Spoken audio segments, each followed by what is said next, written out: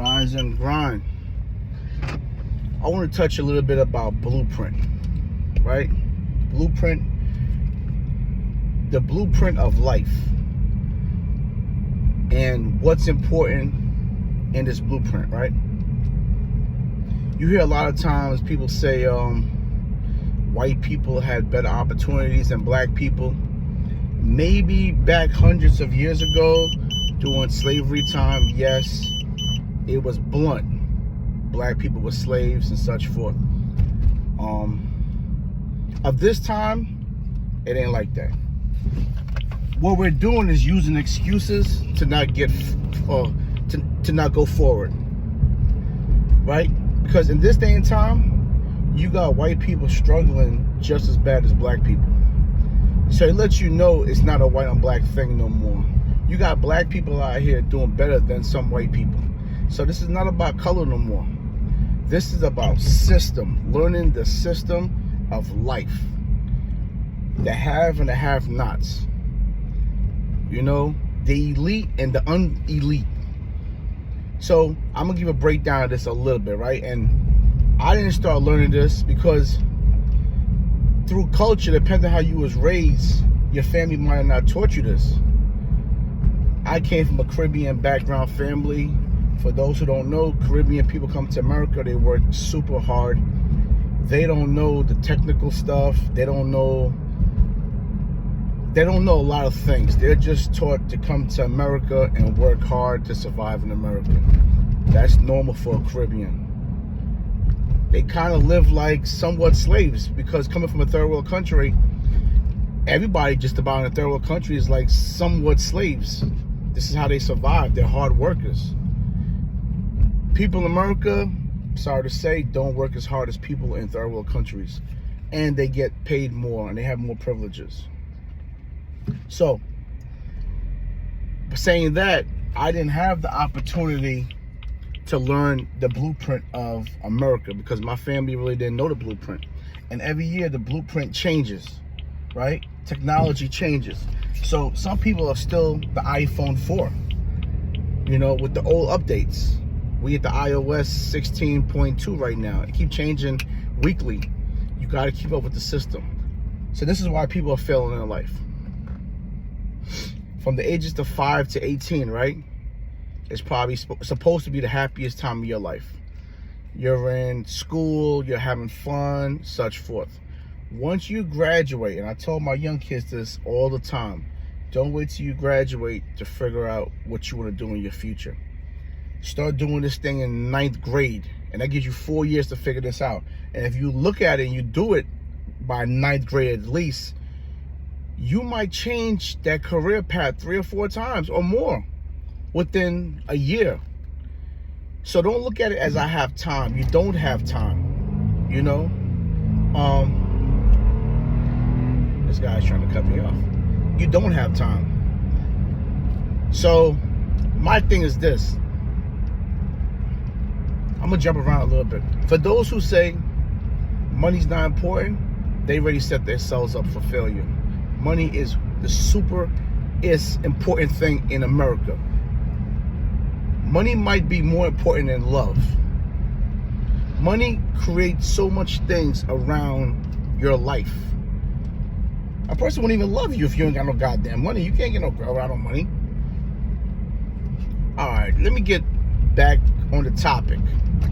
5 to 18, right? You're going to school. After the age of 18, you graduate, you get ready to start your life. If you don't know what you want to do in your life, whether go to college, trade school, nursing school, whatever school, you might be setting yourself up for failure. Not unless you take the short route and be like, you know what, I'm gonna get a regular job and that's it. Cool, that's the easy way out, but don't get mad when you're making $40,000 for the rest of your damn life and you get a 2 cents raise every couple of years, because that's what you accepted, okay? If you want this lifestyle that y'all follow on Instagram and all these social media platforms, if you want that lifestyle of nice cars and traveling and house and family, and you need a bag, right? A big bag. So that bag depends on the type of career path that you take or the type of job that you take.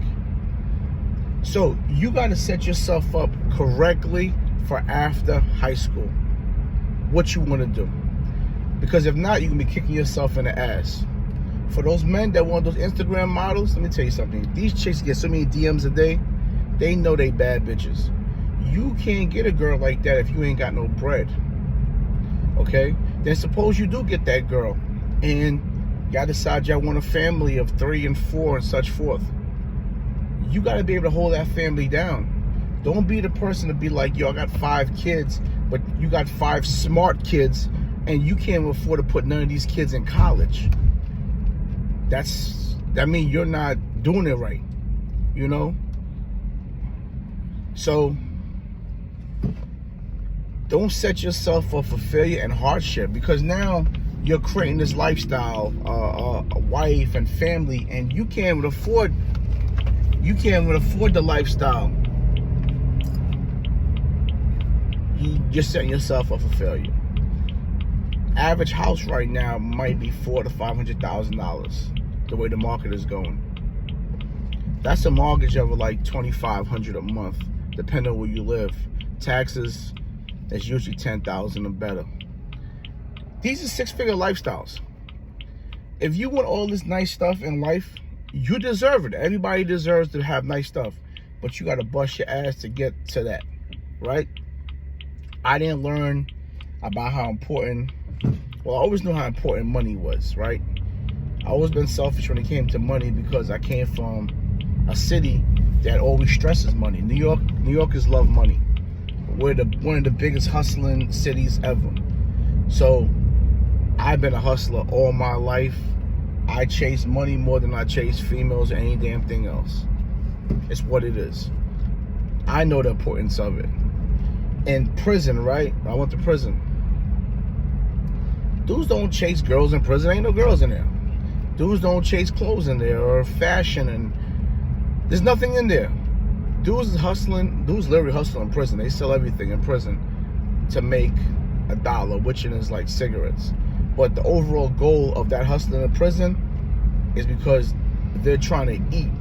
Literally, all that stuff pertains to making sure when I go to commissary every 2 weeks, I could spend the max of $55. You know, that's how much you can spend in commissary every 2 weeks. Once your locker is full, you considered part of the elite. You won. You're not eating peanut butter and jelly sandwiches. You know, and I started realizing like how important, like really, because I thought I had a disease when it came to money. I thought I was just selfish with it, and I started seeing how real this thing is. I started seeing this motherfucker about to run into me. I started seeing how real, how real money is. And if you look at the words that we use all the time, right? That I'm trying to get a bag. No, literally, people are trying to get a bag. And people really out here trying to get money. Or we use words like, yo, I gotta eat. All of this, it pertains back to money. Now, some of us did it wrong. We're still doing it wrong. We messed up in life. Now we out here chasing. We robbing, we stealing, we killing. To get what? It all pertains back to some type of money. A lot of times money. When I was in prison, once again, everybody that I met that was in prison wasn't there because of some crime that pertained to money. And it led me to be like, wow, look how important money is. We over here sitting here for years because of money, greed. Now, let me go back to that word greed a little bit. Yeah, it's greedy, but it's ways to make money without harming anyone, without robbing anyone. That's the goal, to make money without harming anyone, out of disrespecting anyone. You make legit money to take care of yourself and your family. A lot of people start building depression in their life, stress issues because of money. They created this life that they know that they couldn't afford, and it led to them going, into debt with money. That led to something else.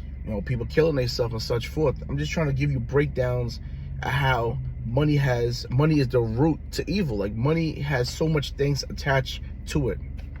People out here getting married. Oh yeah, we got married, and then years down the line, divorce is coming because the bills got too high. So they're so caught up in finances, the love part kind of left the situation. They don't come home as a happy home no more.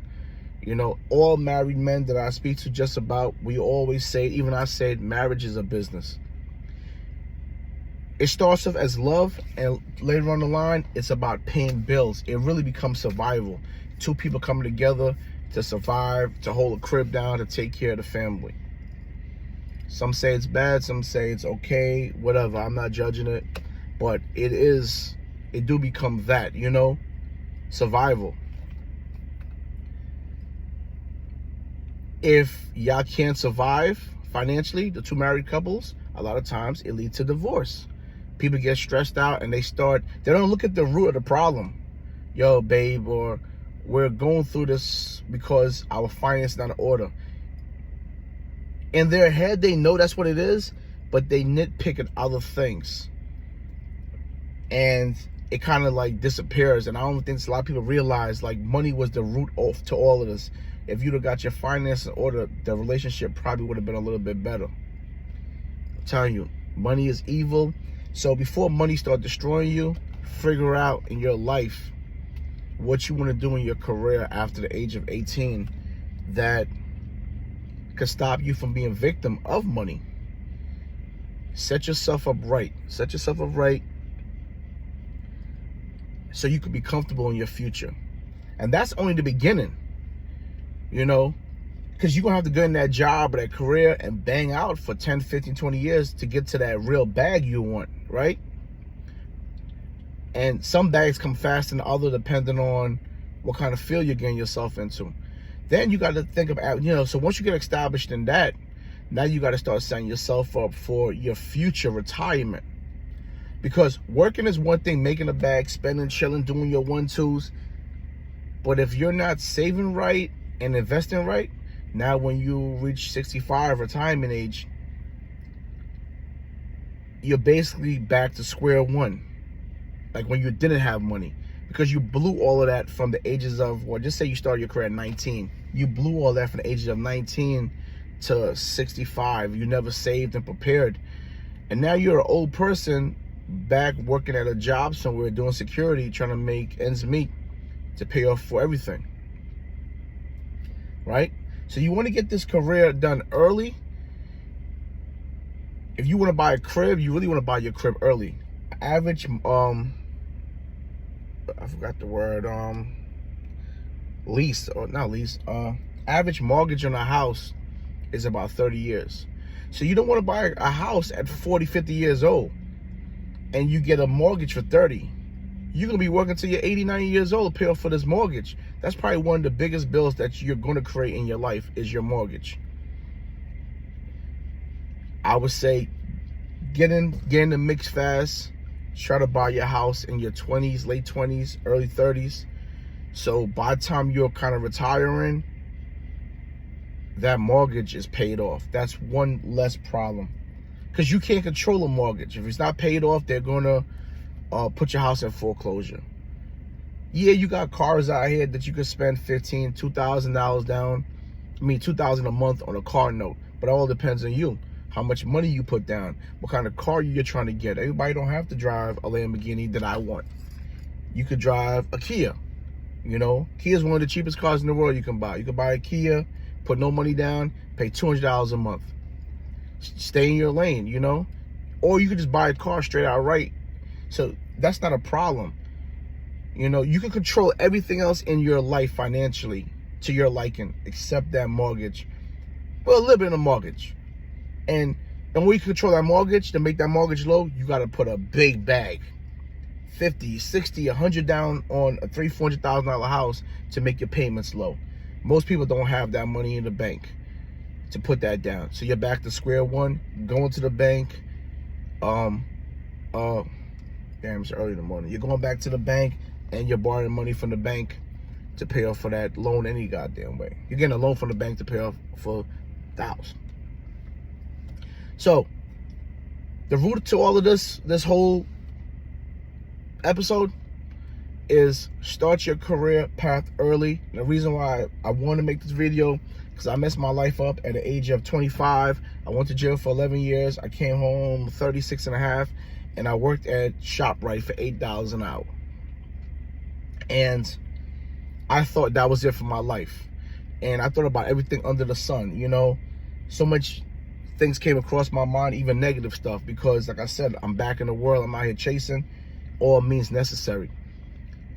And I didn't want to go back to jail. That wasn't something I wanted to do. I wanted just to win and be able to take care of my family. That was the ultimate goal, and I kept on asking God to put me in that position to do that, and eventually he did. And I'm where I'm at right now in my career. But I had a late start. I got really blessed at 36 years old to be where I'm at right now, 9 years later in my career. And what saved me was this, my hand skills. So for men, I think y'all should get in some type of trade. And this is like a whole different podcast. 99.9% of things in this world that's built, that's controlled, are by men. I'm sorry to say females, but it is a man's made world. The men build the bridges. We run the offices. We run the government system. I don't want to sound like I'm male chauvinistic or anything, but men mostly run the world in just about any field. So it's easier for a man to work with his hands and get some type of physical skill to make great money. I cut people that's underground welders that's making $7, $8 an hour. They're under the water welding bridges and all of that. I deal with construction workers. I deal with them all.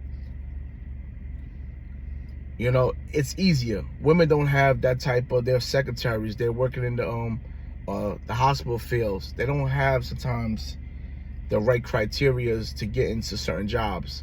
A man can wear a suit and tie today and then go home and lace up his Timbs and put his belt on and do something else. Females really can't do that sometimes. So this is for the men. Try to find something that you want to do. Get dirty if you got to. Stop looking at the job as it might be hard and because you set yourself for failure. Just chase a bag, man. Chase a bag. 'Cause I hear all the time in my shop, yo, I like that job, but it's too many hours in the day to work that joint. Listen, I used to work for $12 an hour. My second job when I came home at a uniform company, and I was unloading from 18 feet box trucks to 18-wheelers. It was 13 of them by myself.